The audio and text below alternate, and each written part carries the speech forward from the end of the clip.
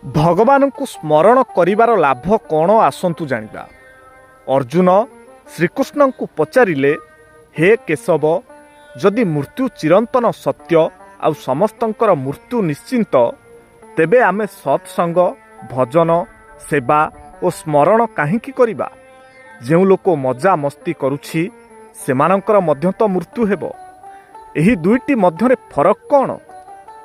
ଭଗବାନ ଶ୍ରୀକୃଷ୍ଣ ଅର୍ଜୁନଙ୍କୁ କହିଲେ, ହେ ପାର୍ଥ, ବିଲେଇ ଯେତେବେଳେ ମୂଷାକୁ ଧରେ ସେ ତାକୁ ଦାନ୍ତରେ ଧରି ମାରିଦେଇ ଖାଇଯାଏ, କିନ୍ତୁ ସେହି ବିଲେଇ ଯେତେବେଳେ ନିଜ ଛୁଆକୁ ଦାନ୍ତରେ ଧରି ଯିବା ଆସିବା କରିଥାଏ ତାକୁ କଷ୍ଟ ଦେଇନଥାଏ।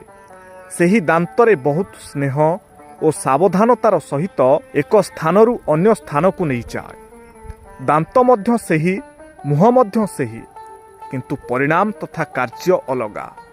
ଠିକ୍ ସେହିପରି ମୃତ୍ୟୁ ସମସ୍ତଙ୍କର ହେବ, କିନ୍ତୁ ଭଗବାନଙ୍କ ଧାମକୁ ଯିବା ଓ 84 ଲକ୍ଷ ଯୋନିର ଚକ୍ରରେ ପଡ଼ିବା, ଏହି ଦୁଇଟିର ଫଳ ଅଲଗା ହୋଇଥାଏ।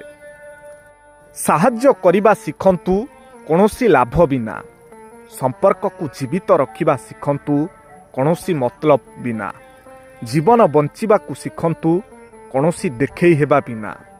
ହସିବା ଶିଖନ୍ତୁ କୌଣସି ସେଲ୍ଫି ଉଠାଇବା ବିନା। ଆଉ ପ୍ରଭୁଙ୍କ ଉପରେ ବିଶ୍ୱାସ ରଖନ୍ତୁ କୌଣସି ଆଶଙ୍କା ବିନା। କ'ଣ ସାଙ୍ଗମାନେ, ଠିକ୍ ତ? କମେଣ୍ଟରେ ଆପଣଙ୍କର ଉତ୍ତର ନିଶ୍ଚୟ ଲେଖନ୍ତୁ।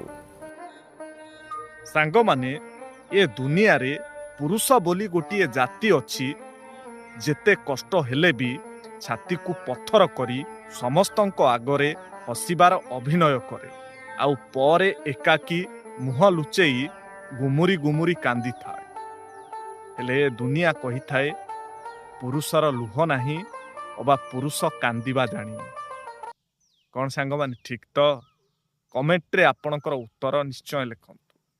ସାଙ୍ଗମାନେ, ଜୀବନରେ ଯଦି ଆପଣଙ୍କୁ କେହି ଧୋକା ଦେଉଛି ତେବେ କେବେ ବି ଭାଙ୍ଗି ପଡ଼ନ୍ତୁ ନାହିଁ ଅବା କୌଣସି ଭୁଲ ନିଷ୍ପତ୍ତି ନିଅନ୍ତୁ ନାହିଁ। ମନେ ରଖନ୍ତୁ, ସମୟ ହେଉଛି ସବୁଠାରୁ ବଡ଼ ଶିକ୍ଷକ। ଆଜି ଯେଉଁ ଧୋକା ତୁମକୁ କନ୍ଦାଉଛି, କାଲି ସେହି ଅନୁଭୂତି ତୁମକୁ ଜୀବନରେ ଜିତିବା ପାଇଁ ଶକ୍ତି ଦେବ।